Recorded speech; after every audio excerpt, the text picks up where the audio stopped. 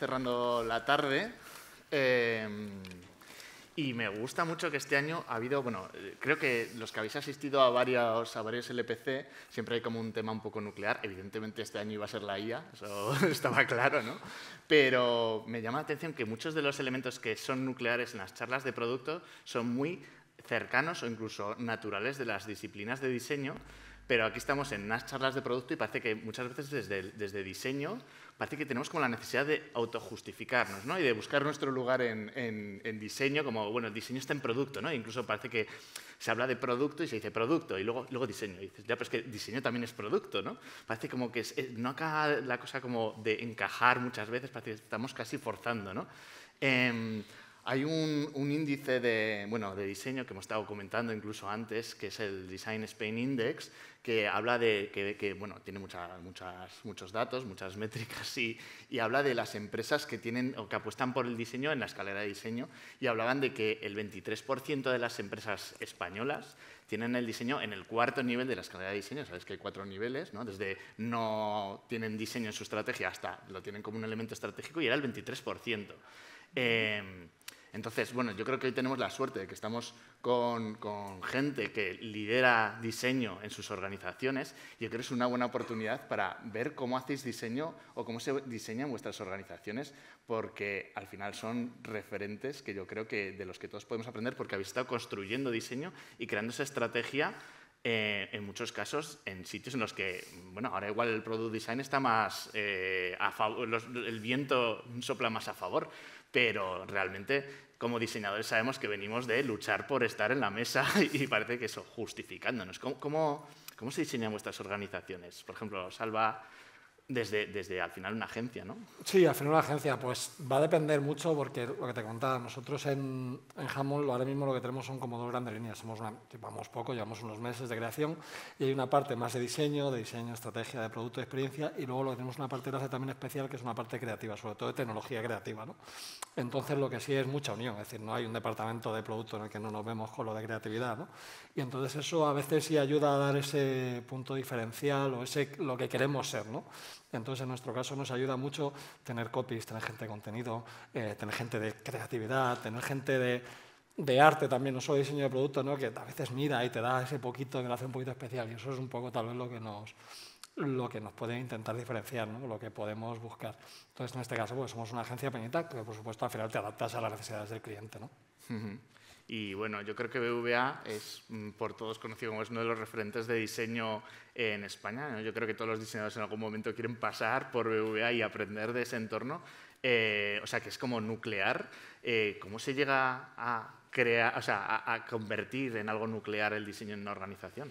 Bueno, pues la verdad es que no es nada fácil, pero es cierto que nosotros tuvimos una oportunidad que fue la transformación digital y una apuesta muy relevante desde el top management, que yo creo que es, y sobre todo, es importantísimo que el diseño esté integrado en los equipos. O sea, no tiene ningún sentido que el diseño esté, digamos, en un equipo estanco y bueno, pues la definición de producto ocurra en otros espacios. O sea, al final la estrategia tiene que partir de integrar el ADN, o sea, integrar la metodología de diseño y la visión de cliente en cada una, digamos, de los procesos de definición de producto. O sea, yo no puedo entender un equipo que no sea multidisciplinar y en el que tanto negocio, diseño como tecnología estén trabajando de la mano. Es verdad que en un equipo, por ejemplo, con el de BBVA, el reto, por ejemplo, de la globalización y descentralización del diseño también es súper relevante. O sea, tener una visión importante, única, de qué es lo que queremos conseguir con el diseño y una estrategia. Y, por otro lado, esa descentralización y esa integración dentro del ADN de la compañía, para mí es un poco el eje, ¿no?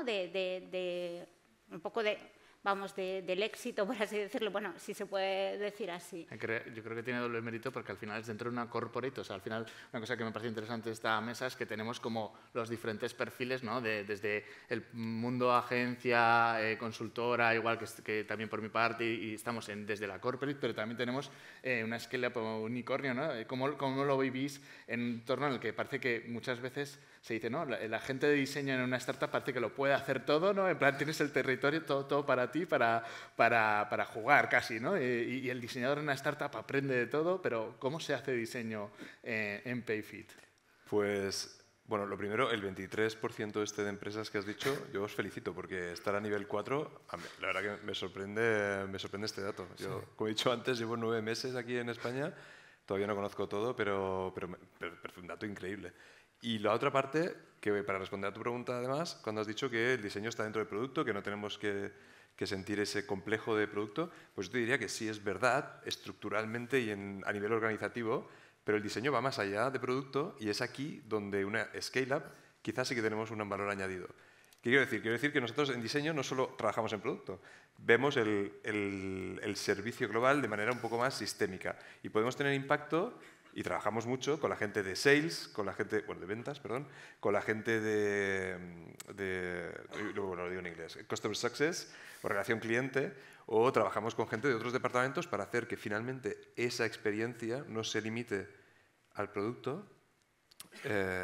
Podríamos también discutir de qué es producto, pero al producto digital, lo voy a decir, y que sea un diseño que interviene en todos los aspectos de todos los touchpoints de la experiencia de cliente. Perdón por usar tanto en inglés, pero es un poco más sencillo. Y entonces, para mí es eso, o sea, sí, tenemos que estar en el producto, pero tenemos que ver más allá. Y en una scale-up tenemos esa oportunidad de tener ese impacto, quizás más fácil que en el BBVA, no sé, Marta, como lo tenéis vosotros, pero para ir a trabajar con los equipos de sales, etcétera, creo que a lo mejor es un poquito más complicado. No, pero absolutamente. Cuando yo estoy hablando de que al final, bueno, pues la forma de trabajo son esos equipos integrados, están los equipos de negocio, están los equipos de propuesta de valor de producto, están los equipos de diseño, la parte de investigación, la visión cliente es transversal, sí que es transversal y de alguna manera, bueno, pues integra, ¿no? Todo ese, digamos, know-how un poco del consumidor dentro de las... Pero, o sea, lo importante es no trabajar en silos, porque al final todos perseguimos, si tú tienes un objetivo que compartes con el Scrum, el programa, el vertical, pues todos al final contribuimos un poco a conseguir ese objetivo. O sea, por eso es tan importante y luego al final entender, porque, por ejemplo, la gente de Sales tiene pues un conocimiento térmico del mercado que nosotros cuando nos metemos en nuestra burbuja pues desconocemos, nos ponemos ahí a teorizar sobre la propuesta de valor de las cosas y luego de repente pues cuando baja el mercado pues no funciona. Entonces yo creo que tenemos que ser muy sensibles y bueno, no tenemos que ser muy sensibles, sino que tenemos que trabajar con metodología de una manera integral y única. Para crear esta metodología, una cosa que nos pasa mucho en la disciplina de diseño es que en realidad somos una, voy a decirlo así un poco, pero disciplina multidisciplinar, ¿no? Entonces, claro, parece que siempre estamos pidiendo como nuevos recursos, porque parece que somos como voraces y siempre queremos más, ¿no? En plan, no, ya es que ahora quiero una persona de research. Y además, ha salido mucho en las charlas de hoy. Por cierto, agradezco eso, que ha surgido mucho el contenido, ¿no? Ese content designer, esa narrativa que hablabas, por ejemplo, Salva, pues ese complicarse la vida y para complicarse la vida hace falta perfiles que sepan de experiencias concretas o de ciertos tipos de narrativas, ¿no? O de ciertos tipos de subdisciplinas. ¿Cómo hacemos como para, de alguna manera, convencer en la organización de hay que seguir invirtiendo en diseño, que parece que no, bueno, ya hay product designers, ¿qué más quieres, no? Tienes product designers en tu equipo. Cuando yo lo he conseguido ha sido conspirando, prácticamente. Es decir, el cambio se hace mediante el conspirando, ¿no? Pues es muy complicado innovar o transformar contra la costumbre, ¿no? Entonces, es verdad que al principio, pues, los diseñadores o la gente de UX éramos más generalistas, hacíamos research, hacíamos diseño, yo desarrollaba, yo picaba código, también hacíamos animación, diseñábamos, hacíamos al final el delivery casi, ¿no?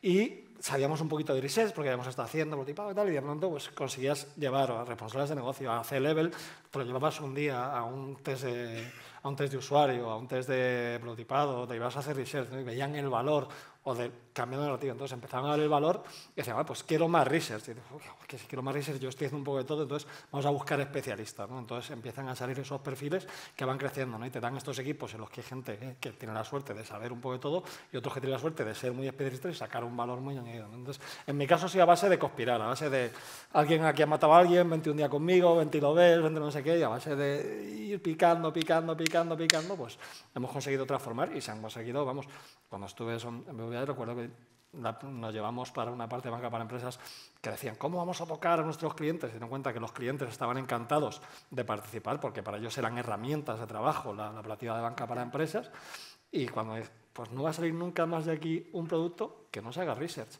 Y eso empieza a crear una disciplina de research dentro del... Pues, así, en mi caso ha sido conspirando. La importancia de buscar como aliados, ¿no? Que decía Marta Ortiz en su Marta charla de antes. accesibilidad, que decía, en plan, cómo se implanta accesibilidad, ¿no? Y no solo es por el tema regulatorio, sino es en plan, hay que buscar alianzas y aliados, viajeros. Compañeros de viaje, ¿no? Busca viajeros que vayan contigo y en mi caso ha sido eso. A veces, pues, un día te vienes, anda, a echar un vistazo. Y conspirando se llega al cambio, ¿eh? ¿Y vosotros cómo lo veis? Bueno, estoy de acuerdo que en la estrategia de pequeños pasos o de demostrar haciendo que en diseño funciona. O sea, cuando ves que los resultados están ahí y la gente se convence de que si hay un pasito más, pues sí que podemos, con una expertise nueva, podemos hacer algo nuevo. Pero yo lo que me he encontrado, no solo en la experiencia Scale-Up, sino en grandes corporates o en empresas medias donde he trabajado, es que, y lo ha comentado Marta hace un momento, es que si no hay un C-level o un leadership muy alto que cree en el diseño y que cree que merece la pena invertir en el diseño, no quiero aquí deprimir el ambiente, ¿eh? Es viernes, nos vamos todos de fin de semana, pero no va a funcionar. O sea, no va a funcionar.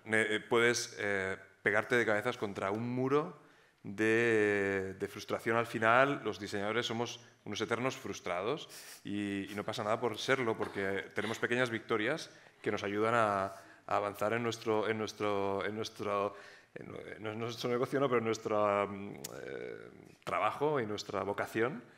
Pero o hay un líder que cree en el diseño, hay un líder que entiende el diseño, o esto no va a pasar, no va a pasar.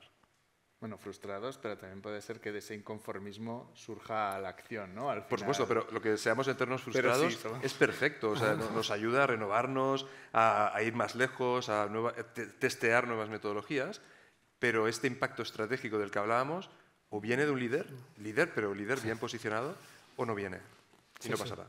Ahí recogiendo sobre eso, pero yo creo que también tiene que haber oportunidades dentro del mercado. Por ejemplo, en nuestro caso, la transformación digital fue una oportunidad, porque al final, quiero decir, bueno, pues en una organización como un banco, como una telco, el que realmente hagas esa transición, ¿no?, a lo digital, ahí es donde diseño casi pues era un compañero de viaje, pues por así decirlo, fundamental para que todos los equipos, un facilitador también un poco de esa transformación. Y luego también la forma, si trabajamos siempre de la misma manera, al final conseguimos los mismos resultados. O sea, hay que cambiar el chip de hacer las cosas. De repente, el que un banco trabaje como una empresa de software, pues es que son cosas rupturistas que o sea, pues gente realmente ha tenido que tomar esa decisión de cambiar esos modelos y que las cosas un poco fueran realidad. O sea, que yo creo que son, como muchas cosas, es un tema cultural y es un tema también de apuesta, pero tiene que haber una oportunidad en el mercado, ¿no? Parece interesante esa oportunidad. Lo que pasa es que cómo se pasa no solo de la oportunidad a, vale, ya he conseguido que diseño aporte valor y se entienda, ¿cómo se mantiene esa estrategia? Porque hay mucha gente que se ha quedado precisamente en el conformismo, ¿no? De decir, bueno, yo ya lo he conseguido, y todos tenemos ejemplos que podemos pensar en donde han sido incluso referentes en lo digital y luego se han ido apagando, ¿no? Han ido estrellas que se van apagando. ¿Cómo se consigue? Porque claro, desde BBVA tenéis una apuesta continuada que cómo se mantiene y no se queda en ese conformismo. Lo que pasa, pero ya no es solo diseño, es al final, o sea, la ventaja competitiva que te daba la transformación, pues ya se ha diluido de alguna manera. Entonces, tienes que seguir, bueno, reinventándote y al final todas las empresas lo que están buscando es la diferenciación. Entonces, bueno, pues ahora tienes que pensar en otras cosas, en ir más allá de lo digital. O sea, lo digital solo no vale, pues tienes que ir a lo digital, ser capaz, digamos, de integrar todo eso. Que justo va, yo creo que la estrategia no se mantiene, la estrategia tiene que variar. Si mantienes la estrategia es cuando ya, pues ya estamos aquí, es como la misión y la visión, que hablaba yo. La visión hay que buscarla y cambiarla, pero ya la visión, en un principio deberías acercarte a ella. Y cuando te acerques a ella deberías tener otra visión. Y no solo es en diseño, debería ser... Entonces, lo que no puede estar es el diseño alejado de la visión de la compañía, ¿vale? Que a veces somos un poco artistas algunos, otros no sé qué, entonces, no, el diseño, yo conozco al usuario, no. Tu valor es el de la visión de la compañía. Y la visión de la compañía tiene que ser tu visión. Y entonces adecua tu estrategia a esa, y como la estrategia de la compañía debería cambiar para no quedarse atrás, tu estrategia debe cambiar. Entonces, el cambio es, yo creo que el error es intentar mantener la estrategia, hay que intentar avanzar la estrategia. Creo que había una cosa muy bonita en lo que has comentado antes de Payfit, uniendo un poco con ese tema de los valores que comentáis. Me ha gustado mucho en la charla que has dado esta mañana, cómo había elementos de valores en todas las decisiones que tomabais desde diseño, ¿no? Desde simplemente que hicierais unos user personas con género neutro o incluso apostarais por mantener esa conversación con esos user personas. Se ha mencionado mucho a lo largo de hoy también esa apuesta por pues eso, abrir puertas, etcétera. Digamos, de alguna manera, cómo eso se mantiene vivo y se trasladan esos valores ya no solo desde el leadership hasta el diseñador último que tiene que adoptar esos valores. ¿Cómo es la cadena para llegar ahí? Bueno, esta mañana también hemos hablado un poquito de los principios de diseño, estos principios un poco estructuradores. Ya, un día hablaré bien español, que hacen que esa visión o esa manera esa estrategia de diseño se mantenga de manera más constante en todos los equipos y de manera un poco menos ambigua. Aunque el lado un poco ambiguo también es interesante en el diseño, deja a los diseñadores una cierta libertad para poder interpretar esa visión y hacerla propia, siempre estando dentro del mismo cauce, aunque te vayas saliendo, siempre tengas ese mismo cauce. Entonces yo creo que eso se trabaja con entregables estratégicos que te ayudan a mantener esa visión. Y me permito volver un poquito a lo de antes. Es que la estrategia al final, es verdad, los valores de la empresa, el purpose de la empresa, esto lo tenemos que integrar en el diseño y tenemos que hacer que eso se operacionalice a nivel del producto que estamos haciendo. Y esto es muy complicado. Y por eso que a veces la estrategia no es tan difícil, lo más difícil es la táctica. O sea, cómo hacemos pequeños pasos tácticos para que esta estrategia sea real. En el diseño no vale que tengamos una estrategia de diseño o un diseño estratégico que se alinea con la estrategia de la empresa, si cada vez cuando va a cambiar la estrategia cambiamos nosotros, pero nunca hemos llegado a la meta.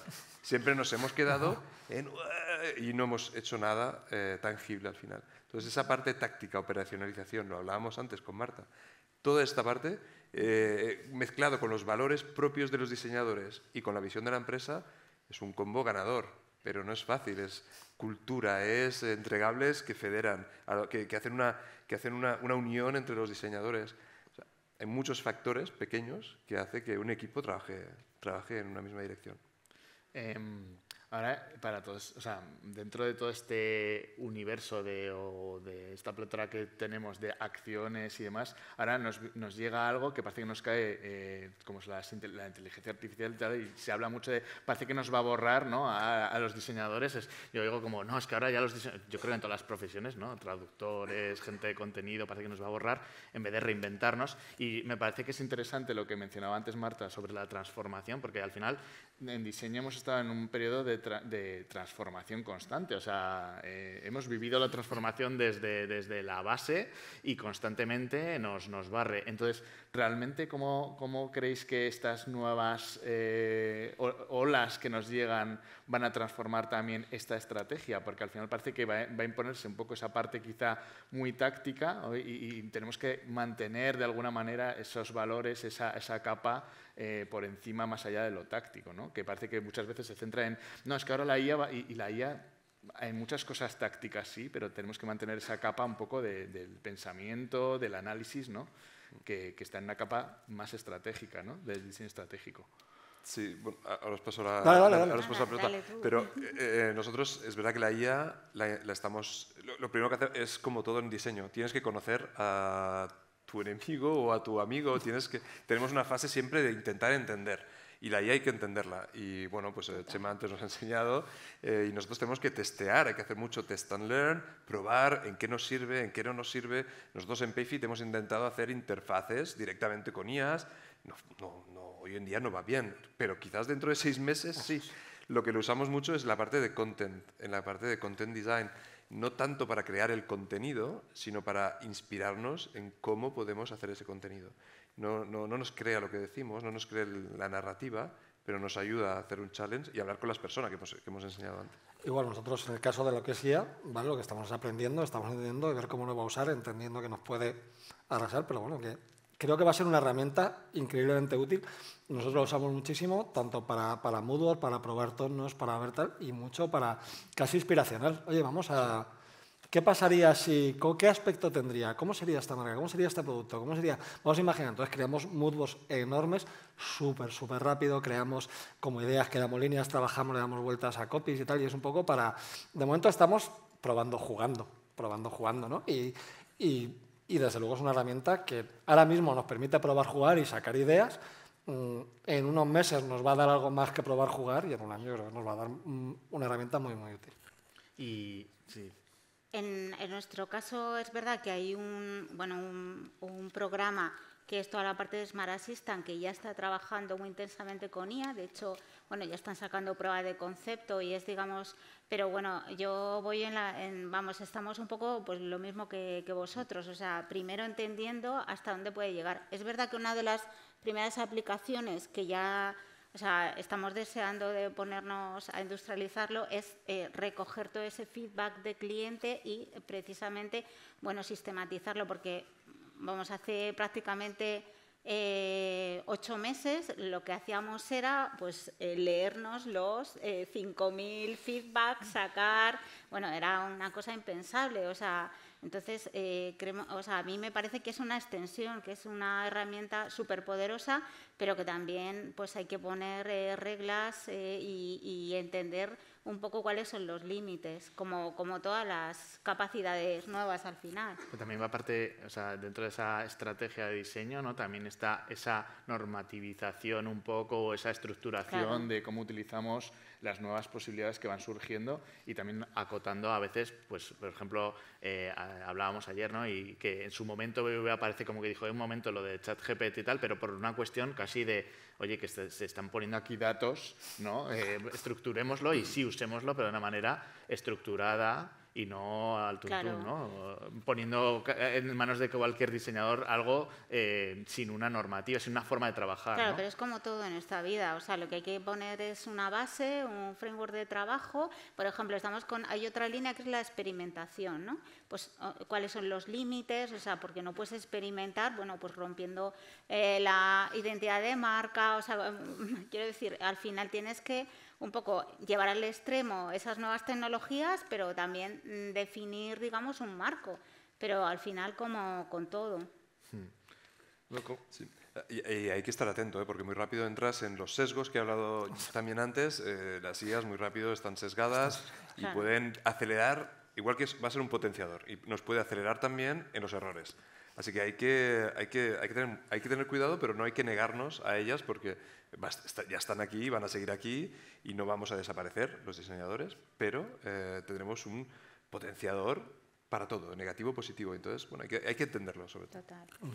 No quiero cerrar, que nos quedan 6-7 minutillos, porque la gente seguro está diciendo, bueno, esta gente no va a hablar también de ROI, ¿no? Y en plan, seguro que ahora viene la gente de diseño y por fin me dice cuál es el ROI del diseño, ¿no? Hay un dato también que sale en este índice, bueno, hay muchos, o sea, es un informe además bastante extenso y muy interesante, hablan de pues, que el 70% de las empresas españolas consideran que es un elemento estratégico en su negocio, el diseño, lo cual me parece un dato como muy top, la verdad, que tiene relevancia en su éxito económico, lo dice el 65%, pero el 17% dice que es crítico esa apuesta por el diseño. Pero sí que es verdad que me llama mucho la atención el que dicen que el 53% no cuentan con KPIs para medir el rendimiento del diseño. Y entonces a mí yo lo leí y dije, O sea, que el 47% sí cuentan con KPIs para medir el rendimiento. Y yo me quedé así un poco como, ¿cómo lo veis vosotros? A ver, mira, hay un informe de hace mucho tiempo de Standard & Poor's que decía que las empresas que tenían el diseño en el core, es decir, que estaban diseñadas, que diseñaban sus procesos, que crecían un 150% más que el resto de los competidores en Silicon Valley, ¿vale? Entonces ya hay datos como medidos, ¿vale? Medir el ROI del diseño de manera aislada es delicado y es complicado, y lo que no sé es si tiene valor. Alguna vez me ha pasado, digo, decir, se ha hecho solo un cambio, o sea, solo ha cambiado diseño, lo único que ha cambiado es diseño, no ha cambiado desarrollo, no se han hecho comunicaciones, no se ha cambiado el CAT, no solo ha cambiado diseño. Teníamos unas métricas antes y teníamos unas métricas después y han mejorado. Entonces, en este caso, el ROI del diseño es exactamente esto. Hemos bajado este tiempo en terminar completitud de tarea, tenemos menos llamadas al centro de atención telefónica, está súper medido. ¿Ha merecido la pena hacer solo diseño? ¿Merece la pena solo hacer un test? ¿Merece la pena medir solo el diseño respecto al resto? Entonces, yo lo que creo es que pensar en esa visión es hacia dónde va el producto o la compañía o los objetivos globales que tenemos, entender que el diseño es parte de esa medida y lo que hay que medir no es solo aislado el valor del diseño, porque se puede hacer, pero yo creo que ralentiza. Entonces, ¿para qué quieren medir solo el valor del diseño? Igual que no medimos solo el valor, es decir, cuando se hace una campaña con comunicación o se hace no sé qué, se lanza un nuevo producto, se ha cambiado diseño, se ha cambiado desarrollo, se ha hecho una campaña de comunicación y marketing, se ha hecho no sé qué, de quién es el éxito, de cuándo ha mejorado. No es de marketing, porque hemos hecho un anuncio, no es de diseño, porque hemos hecho un buen diseño, es de desarrollo, porque hemos utilizado un nuevo framework. No, coño, es de todos. Pues es de todo, vamos a hacerlo de todos nuestro, vamos a ponerlos todos la misma camisa, vamos a remar todos al mismo sitio, y yo creo que eso es lo que hay que intentar medir, porque si no aislar, lo puedes hacer, pero yo creo que frena. ¿Cómo lo ves, David? Yo creo que hay dos niveles. Están los KPIs, indicadores operacionales de diseño, que esto nos ayudan. Si tenéis suerte de tener equipos de Design Ops en vuestros equipos de diseño, pues está muy bien, porque hay ciertos indicadores que no es tanto un ROI para la empresa, es un ROI para nosotros, para saber si estamos construyendo un equipo que colabora bien, que trabaja bien, que utiliza correctamente el sistema de diseño, que, bueno, pues estos ROIs operacionales, pero después los KPIs operacionales. Pero después los indicadores para un ROI más global, pues creo que tenemos que dejar de inventarnos nuestros propios indicadores, porque puede ser un poco provocador, pero es como si estuviéramos un poco acomplejados en diseño. Entonces intentamos buscar razones por las cuales el diseño tiene que justificarse de existir. Y decir, mira, tengo este KPI de diseño y gracias a esto, estos son vanity indicadores para nosotros, simplemente para decir que el diseño es el mejor. Pues este complejo que no nos ayuda para nada, hay que borrarlo y tenemos que hablar de indicadores que son globales. El diseño interviene en, como has dicho tú, Salva, o sea, en la parte de ventas, conversión, imagen de marca, percepción, top of mind, todo. Y esos indicadores no son de marketing o de marca o de ventas o de diseño, son indicadores de la empresa. Hasta el momento que no empecemos a hablar, y esto hace años que decimos lo mismo, pero hasta que no hablemos en esos indicadores globales, vamos a seguir intentando nosotros diseñadores encontrar entre nosotros esa KPI que va a hacer que nos contraten más diseñadores para nuestros equipos y que de golpe estemos en el nivel más alto de la empresa. Pues no debería funcionar así y tenemos que dejar de estar un poco acomplejados. Yo estoy absolutamente de acuerdo. Llevo toda la vida buscando ese KPI que no lo he encontrado, o sea, que no existe. Pero es verdad, estando totalmente de acuerdo, además yo hablaba al principio de los equipos multidisciplinares con KPIs únicos, etcétera. Es verdad que algunas veces hay KPIs específicos que nos ayudan a poner en valor cosas, como por ejemplo, que sí que lo hemos comentado en nuestras charlas, el del sistema de diseño, reutilización de componentes. Nosotros, por ejemplo, en BBVA hemos desarrollado un plugin que nos permite, digamos, bueno, pues medir el reuso de los componentes, por ejemplo, en la estrategia global que tenemos, ¿no? O sea, que responde un poco a esa estrategia. Entonces, eso nos ha permitido, en un momento determinado, bueno, pues impulsar también la madurez del sistema de diseño. O sea, que es cierto que la piedra filosofal del indicador no existe, pero sí podemos, bueno, pues encontrar aquellos indicadores que nos ayudan a impulsar determinadas cosas. O, por ejemplo, la investigación. Oye, ¿cómo? O sea, nosotros también manejábamos, bueno, pues un indicador de, oye, ¿cuántas de las experiencias que definimos pues tienen, bueno, cualitativos, cuantitativos, visión cliente integrada, etcétera? O sea, creo que los KPIs también están al servicio un poco de ayudarnos un poco también a impulsar. También hay que trasladar un poco esta estrategia, pues todo lo que estamos mencionando hacia lo que decíamos, la parte más táctica, ¿no? Como, pues, no solo ya dentro de la organización, sino a nivel de que los propios diseñadores dentro de las organizaciones tengan esta visión global, ¿no? Y también de la capa estratégica. ¿Cómo conseguimos, cualquier persona que sea diseñadora, cómo se puede integrar en esa estrategia desde, digamos, la parte o el nivel más operacional? ¿Cómo puede convertirse en ese aliado a favor de, oye, diseño aporta y en el día a día de los equipos, ¿no? Ya no ni siquiera en la parte más alta de las organizaciones, sino desde abajo? ¿Cómo se construye desde abajo? ¿Qué perfiles o qué skills tienen que tener esos diseñadores para aportar en esa capa estratégica? En la capa estratégica, bueno, lo hemos comentado también, a ver, yo sí que creo que es importante tener buenos diseñadores que sean capaces de hacer el viaje de lo estratégico a lo conceptual. Además de diseñadores bueno, pues especializados, o sea, al final es una combinación de varias cosas. Y al final la metodología, para mí la metodología del diseño centrado en el usuario es el mejor embajador. O sea, es que no tenemos que sentirnos como el hermanito pobre, sino que nuestro trabajo habla por nosotros mismos y la metodología al final. Sí, no, estoy de acuerdo. Al final, los diseñadores, yo lo que me parece más importante en un equipo de diseño no es tanto las competencias de diseño como la gente. Y yo miro más, y esto es una cosa que se está mirando mucho últimamente, hasta Elon Musk habla del tema, lo cual es bastante sorprendente, pero los soft skills al final son mucho más importantes, y para adoptar esa estrategia de diseño necesitas gente que entre ellos sea un Tetris perfecto, que puedan ser amigos, si lo puedo decir así. Entonces, esto es lo más importante. Luego, si gente muy buena, es verdad, pero que se puedan llevar bien. Total. Yo, por ejemplo, el hecho de empatizar con los equipos de ingeniería, para mí, o sea, quiero decir, siempre que además, o sea, tenemos esas tensiones, ¿no? Yo creo que si somos capaces de enganchar, como tú dices, ese Tetris, es cuando ocurre la magia. Pero si no, pues al final... O sea, lo que hablamos, tienes una mezcla, está al final en medio de todos. Tenemos que perder, o tienen que perder mucha gente el miedo al hermanito pobre. Es decir, mucho, igual, o sea, al desarrollo no se le ocurre pensar que no aporta valor y que no se hace, ¿no? Pues tú igual, exactamente igual. Y es verdad que nosotros creo que tenemos que ser muy, muy, muy, muy curiosos. O sea, no tenemos que a veces el diseñador no quería hablar con ingeniería, ¿no? Que no, esto es mío, yo sé de esto, no, o sea, ábrete, camina junto conmigo, o sea, olvídate del diseño como tal, piensa en el valor que estás aportando, en los objetivos finales o la visión, rema hacia eso y sé súper curioso, porque es verdad que no es solo diseño, estamos hablando de contenido, estamos hablando de research, estamos hablando de ilustración, estamos hablando de marca, entonces yo creo que el diseñador sí tiene que tener una visión de abrir y de remar hacia la compañía, entonces yo creo que eso ayuda un montón.